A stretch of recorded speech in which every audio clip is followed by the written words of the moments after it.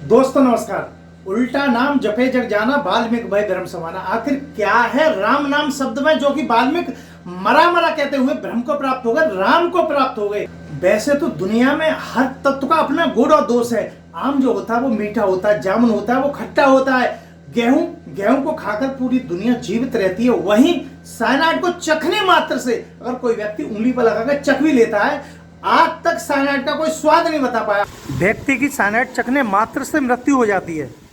इसी प्रकार राम शब्द का अपना अलग महत्व है। जब शोधकर्ताओं ने राम शब्द का परीक्षण अलग अलग व्यक्तियों पर किया, जो परिणाम निकल के आए वो चकित करने वाले थे। जो लोग हमारे चैनल पर पहली बार आए हैं, नए हैं, वो हमारे चैनल को सब्सक्राइब कर लें और बेल आइकॉन का बटन दबा दें।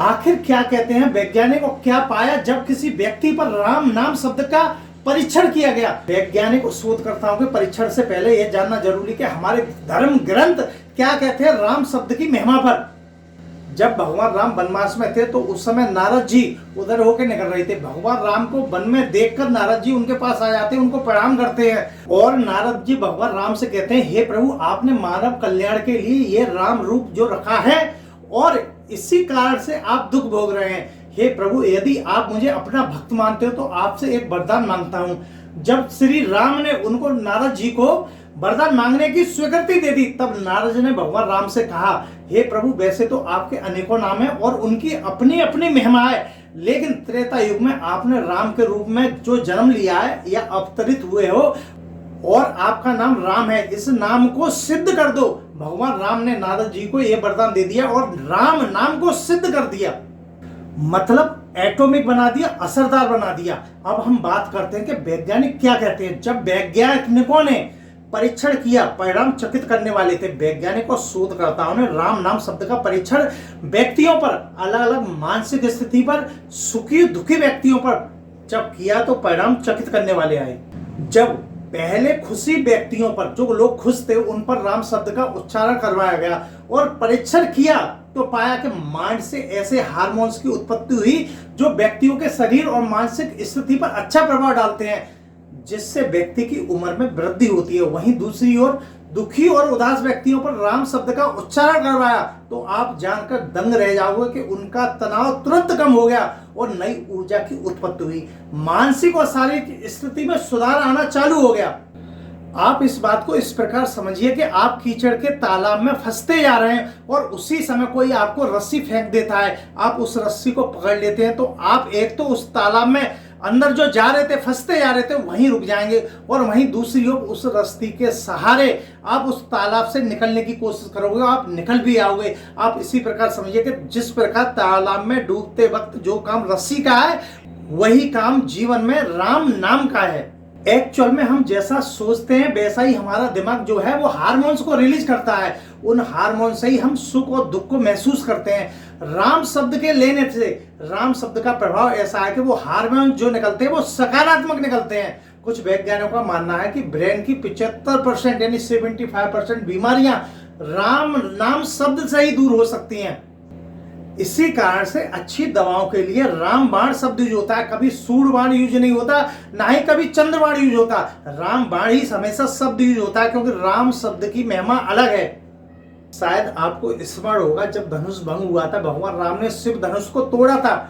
उस समय परशुराम आए थे। परशुराम जो आए थे वो लावा की तरह गर्म आए थे, गुस्से में आए थे, लेकिन उनके मुख से बार बार, एक आध दो बार जब राम शब्द का उच्चारण हुआ तो उनका जो गुस्सा था वो ठंडा हो गया। वो भगवान राम को पहचान गए। राम शब्द लेते ही शरीर और दिमाग में ऐसे केमिकल प्रोसेस होते हैं कि जिससे शरीर का पूरा सिस्टम प्रॉपर काम करने लगता है। ब्रेन के आघात से मनुष्य बच जाता है। आपको याद होगा कि फिल्म आई थी मुन्ना भाई MBBS, जिसमें हीरोइन का पिता डॉक्टर था, जिसको संजय दत्त जब परेशान करता था तो उस समय जो डॉक्टर था यानी हीरोइन का पिता था, वो नकली हंसी हंसता था। उस हंसी से ये होता था कि दुख में भी ब्रेन को जो सिस्टम जाता था वो ये जाता था कि व्यक्ति खुश है। जिस ब्रेन से वो हार्मोन निकलते थे जो शरीर के लिए लाभदायक हैं। राम नाम की एक विशेषता है कि राम नाम से जो हार्मोन रिलीज होते हैं, ब्रेन से जो हार्मोन्स रिलीज होते हैं, वो केवल सकारात्मक होते हैं। मैं अपनी एक अज्ञानता बताता हूं। जब मैं पहले भजन सुनता था कि राम से बड़ा राम का नाम,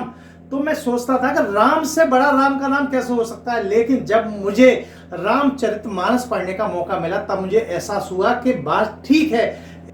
एक्चुअल में हम उसमें भी दिमाग लगाते हैं जो दिल में तो आ सकता है पर दिमाग में नहीं।